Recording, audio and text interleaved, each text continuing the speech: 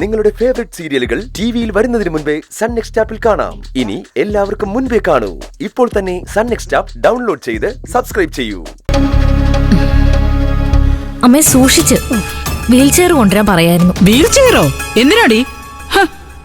Wheel ചെയറിലിരുന്നാലേ കാണുന്നവര് Susheela വീണെന്ന് വിചാരിക്കും. അങ്ങനെയൊന്നും സുശീല ആർക്കും വീഴ്ത്താൻ പറ്റില്ല.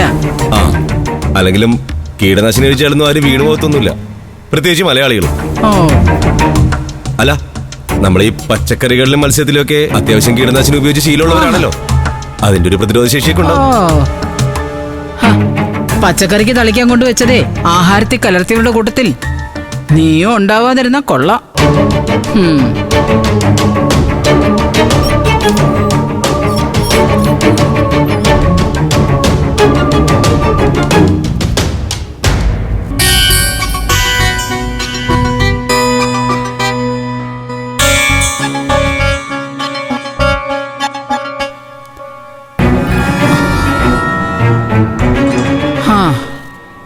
എന്നാലും നമ്മൾ ആറ്റുനോറ്റ് കൊണ്ടു നടന്നിട്ട് സ്വന്തം വീട്ടിലെ അത്താഴം കഴിച്ചതിന്റെ പേരില്ലേ അത് നഷ്ടമായി പോയല്ലോ.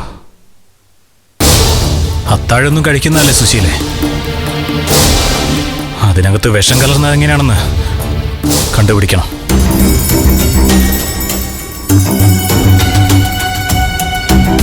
അതൊക്കെ കണ്ടുപിടിക്കും അങ്ങളെ. പോലീസ് മൊഴിയെടുത്തതും വീട്ടിൽ പരിശോധന നടത്തിയതൊന്നും ഒരിക്കലും വെറുതെ ആവില്ല. കുടുംബത്തിന്റെ ദോഷം ഇതുവരെ മാറിയിട്ടില്ല സുധ. ഓ, ഇന്ന് ഞാനും പ്രതിഭയും സത്യനും കൂടി തീർന്നു പോകേണ്ടതായിരുന്നു. ഇത്രയല്ലേ സംഭവിച്ചുള്ളൂ. ആശ്വസിക്കാം. എനിക്കങ്ങനെ ആശ്വസിക്കാൻ പറ്റില്ലമ്മേ. വയറ്റിൽ ജീവന്റെ തുടിപ്പ് തുടങ്ങിയ നിമിഷം തൊട്ട് ആ ജീവന് കാവലിരുന്നവളാ ഞാൻ. അവസാനം ഞാൻ പോലും അറിയാതെ. പ്രതിഭേ, ഇത് ഹോസ്പിറ്റലാ. ഇതൊന്നും ഇപ്പൊ പറയണ്ട. നമ്മൾ വീട്ടിലേക്കല്ലേ പോകുന്നത്. സത്യ, വണ്ടി വെയിറ്റിംഗാ, നമുക്ക് അങ്ങോട്ട് പോവാം. വാ വാസണേ.